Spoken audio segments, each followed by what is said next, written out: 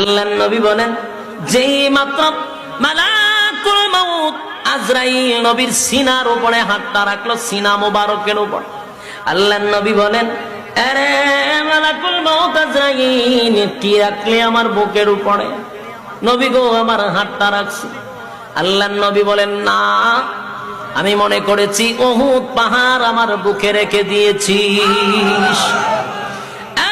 যুবক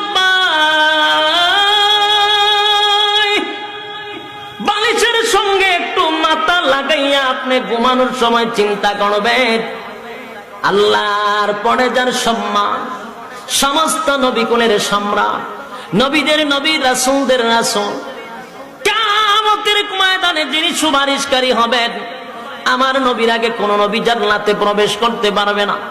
আমার নবীর উম্মতের আগে কোন নবীর উম্মত জান্নাতে প্রবেশ করতে পারবে না। এত পাওয়ারফুল একজন নবী, দুনু জাহানের বাদশাহ জিনাকে বানায়া দিলেন।